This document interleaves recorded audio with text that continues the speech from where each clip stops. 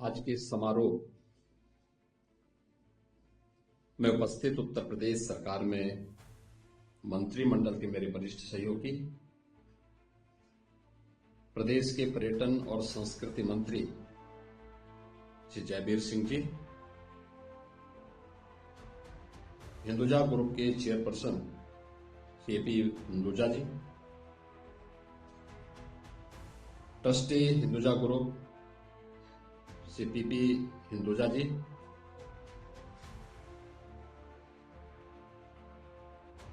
और जिस आयोजन के साथ हम सब जुड़ रहे हैं, जिस पुस्तक का भी यहाँ पे विमोचन हुआ है, पुस्तक के यशस्वी लेखक प्रोफेसर देवेंद्र हांडा जी, आज के समारोह में उपस्थित हिंदुजा फाउंडेशन से जुड़े हुए सब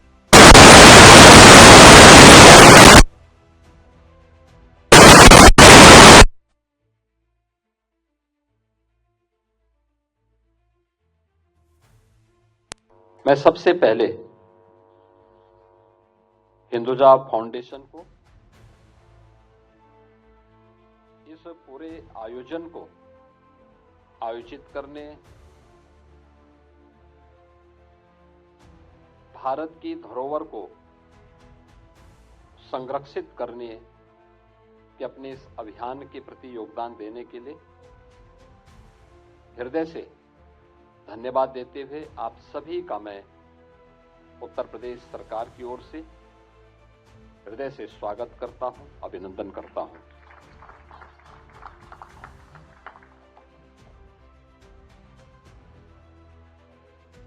यह पुस्तक और ये समारोह केवल एक सामान्य पुस्तक का विमोचन नहीं है, दुनिया की आंखों को खोलने वाला एक दस्तावेज भी है।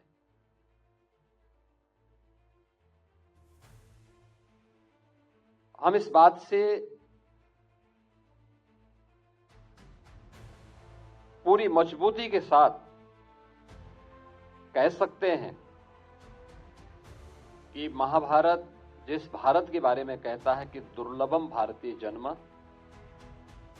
मानुषम तत्र दुर्लभम, यानी भारत में जन्म लेना दुर्लभ है और उसमें भी मनुष्य के रूप में जन्म लेना तो और भी दुर्लभ है। उसकी एक झलक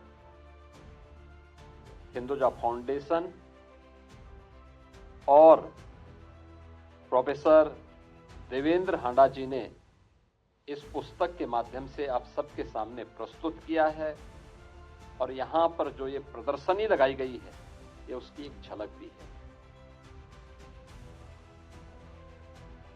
क्योंकि बहुत सारे लोगों को आपत्ति हो सकती होगी, क्योंकि इस आपत्ति के बहुत सारे कारण हैं। याद करिए, बहुत सारे पश्चिमी विद्वानों ने हमेशा इस बात को माना है और इस बात को बार बार कहते रहे हैं कि भारत एक इकाई नहीं थी। वे अपने आप के विद्वान कहते हैं, लेकिन उनके द्वारा लगातार इस साजिश और दुष्प्रचार किया जाता रहा। 1947 में देश उसका भुक्तभोगी बना था, जब भारत के दो अभिन्न हिस्से भारत से अलग कर दिए गए। वे भारत के अंदर जो ब्रिटिशर की साजिश थी कि भारत एक इकाई नहीं, वे अलग अलग भागों में उसको विभाजित करना चाहते थे। उनकी मंशा थी अपने आप को दिखाने के लिए कि हम ही शासन कर सकते हैं, इनको शासन करना नहीं आता, और वे भारत को उस दिश से कमजोर करने के लिए उन्होंने उस समय जो साजिशें रची, लेकिन इस भारत ने उस समय भी उसका जोरदार प्रतिकार किया। याद करिए ना, भारत कब एक नहीं था। जब भारतीय मनीषा इस बात का उद्घोष करती है, उत्तरम यत् समुद्रस्य हिमाद्रेस्यैव दक्षिणम वर्षम तद भारतम नाम भारती तत्र संतति। आप याद करिए ना,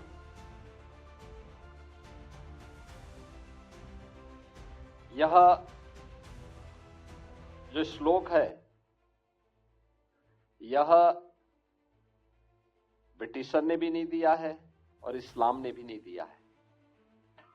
भारत की हजारों वर्षों की इस विरासत का प्रतीक है, जो हिमालय से सुदूर दक्षिण तक, समुद्र पर्यंत तक फैले हुए विस्तृत भूभाग को भारतवर्ष के रूप में जानता है। यह भारतवर्ष, जिसमें वर्तमान का भारत भी है, पाकिस्तान भी है, बांग्लादेश भी है, ये बृहत्तर भारत, यही बृहत्तर भारत, यही भारतीयों का देश है। इसकी संतति भारतीय कहलाती है। ये हजारों वर्षों की इस विरासत को लोग विस्मृत कर दिए, इसलिए इस प्रकार की टिप्पणियां करते हैं। ये जो सिक्के यहां प्रदर्शित किए गए हैं उत्तर भारत से जुड़े हुए, और पुस्तक की जो टाइटल भी दी गई है कि प्रारंभिक उत्तर भारत और इसके सिक्के, आपने देखा होगा इसमें अयोध्या के सिक्के भी हैं, इसमें गुप्त काल और मौर्य काल से जुड़े हुए भी सिक्के हैं।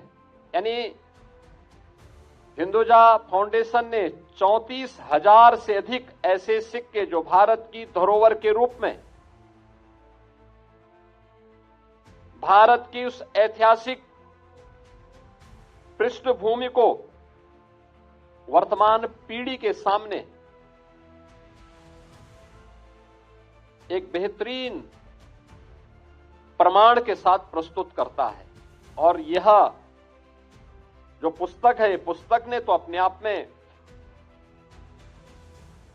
2500 वर्ष की इस विरासत को हमारे सामने रखा है। याद करिए ना, आज के जो पाश्चात्य इतिहासकार हैं, इनको 2000 वर्ष पुरानी किसी भी बारे में कोई जानकारी नहीं है। 2000 वर्ष पुरानी का मतलब उनका यह मानना है कि 2000 वर्ष पहले कुछ था ही नहीं, और उस समय की उनकी जो धारणा है वह तो आप उनके विभिन्न ग्रंथों के माध्यम से देख सकते हैं।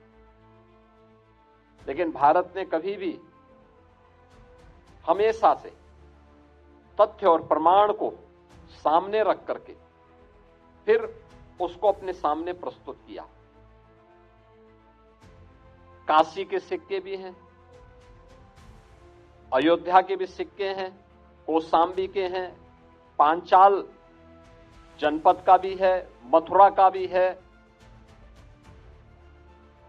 यानी उन सभी क्षेत्रों से जुड़े हुए दुर्लभ सिक्के, और उसमें भी उनकी ये सिक्के कुछ तो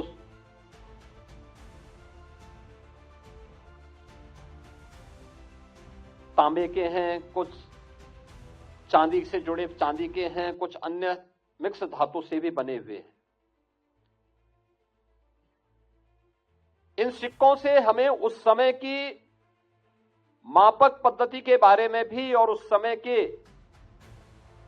इतिहास को समझने, उस समय की भौगोलिक, सामाजिक और आर्थिक परिस्थितियों के बारे में भी जानने का एक बहुत बड़ा अवसर प्राप्त होता है। आप याद करिए ना, इतनी भारी विरासत आज भी पश्चिम मानने को तैयार नहीं। आज भी वे मानते हैं कि दुनिया को लोकतंत्र उन्होंने दिया, जबकि इससे बड़ा सफेद झूठ दूसरा नहीं हो सकता। याद करिए, वैशाली गणराज्य, ये अपने आप में लोकतंत्र की आधारशिला रखने वाला प्रारंभिक गणराज्यों में से एक है। और इसीलिए आदरणीय प्रधानमंत्री जी ने G20 समिट के दौरान इस बात को पूरी मजबूती के साथ कहा था कि भारत दुनिया का सबसे बड़ा लोकतंत्र ही नहीं बल्कि भारत लोकतंत्र की जननी भी है। यह भी प्रधानमंत्री मोदी जी ने इसलिए कहा क्योंकि लोकतंत्र के बारे में अगर किसी को जानना है तो उसको भारत से सीखना होगा। ये सिक्के भारत की उस विरासत के प्रतीक हैं, भारत की उस धरोहर के प्रतीक हैं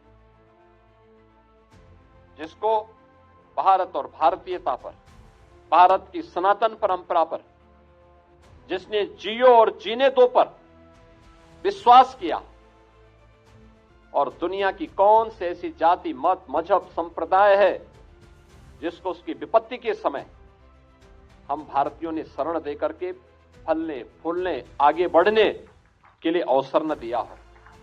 दुनिया के अंदर क्या कोई और देश है, कोई अन्य मत, मजहब या संप्रदाय है जो इस बात की घोषणा करता हो कि अयम निज परोवेति गणना लघु चेतसाम उदार चरितानाम तो वसुधैव कुटुंबकम। ये केवल भारत ही इसकी घोषणा कर सकता है, दुनिया में कोई दूसरा नहीं कर सकता है। और मैं इस बात को लेकर के हिंदुस्तान फाउंडेशन ने 34,000 से अधिक सिक्कों को एक धरोहर के रूप में आज की वर्तमान पीढ़ी के सामने प्रस्तुत किया है। मैं देख रहा था, हम जो तोल की किसी चीज के बारे में जानते हैं, सबसे पहले दुनिया को अंदर किसी ने दिया था, मनु ने मापक की भी और तोल की पद्धति का एहसास दुनिया को कराया था। आपने देखा होगा उसमें आज भी हमारे यहां बहुत सारे पुराने जो भी धातु हैं उनका मापन हम लोग उसी रूप में लेते हैं। देखो उसमें मासा भी है जो सबसे छोटी तोल की इकाई है, तोला भी है।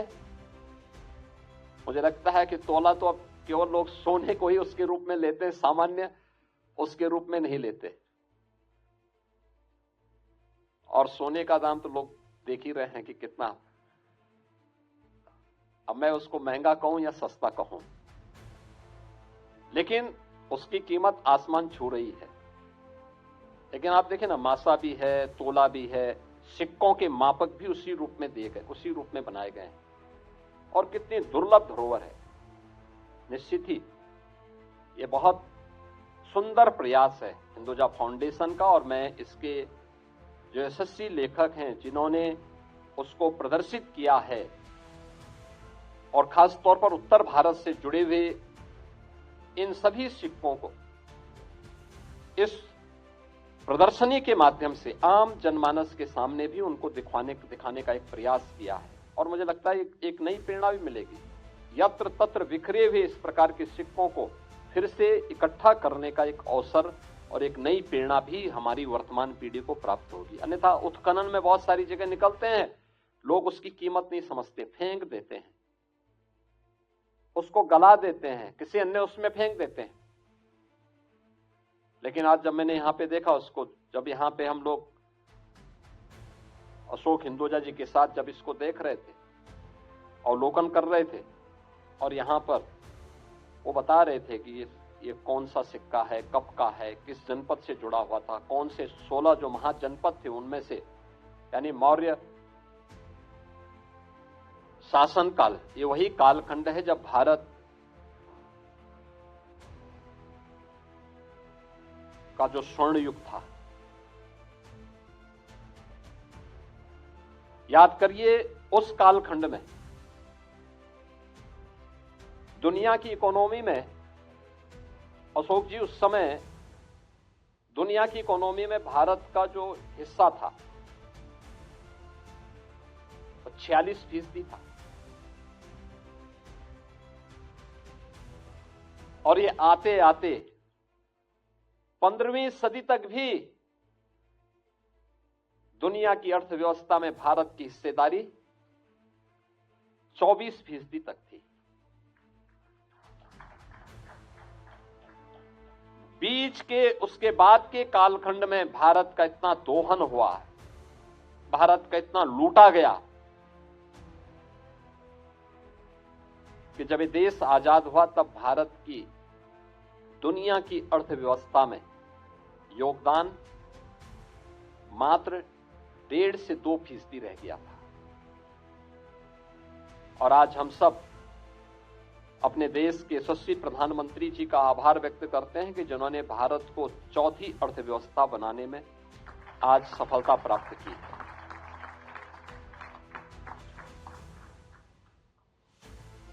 इकोनॉमी तब ग्रोथ करती है जब उस प्रकार का वातावरण हो, सुरक्षा का माहौल हो, अनुकूल वातावरण पैदा करना सरकार के साथ साथ समाज का भी समान दायित्व बनता है। सभी लोग मिलकर के जब प्रयास करते हैं तो उस प्रकार की स्थितियां पैदा करती है। आज उस दिशा में हम आगे बढ़े हैं और इसीलिए अपनी उस धरोहर को संजोने के लिए, विरासत पर गौरव की अनुभूति हर भारतीय कर सके, इसके लिए प्रधानमंत्री जी ने देश के सामने विजन 2047 रखा है। विजन 2047 का उद्देश्य भी है पंच प्रण के साथ 11 संकल्पों के साथ हर भारतीय को जोड़ना, जिसमें से पहला ही जो प्रण है वह है विरासत पर गौरव की अनुभूति करना। 500 वर्षों के बाद अयोध्या में श्री राम जन्मभूमि पर प्रभु श्री राम का भव्य मंदिर का निर्माण, ये उसी विरासत का प्रतीक है। काशी में काशी विश्वनाथ मंदिर का पुनरुद्धार और एक विशाल धाम का निर्माण, ये प्रधानमंत्री जी के उसी विजन का परिणाम है। भारत की वैदिक कालीन, रामायण कालीन, महाभारत कालीन और ऐतिहासिक पृष्ठभूमि से जुड़ी हुई धरोहर को संरक्षित करना, उसका संवर्धन करना, उसको आगे बढ़ाने की प्रक्रिया उसी का हिस्सा है।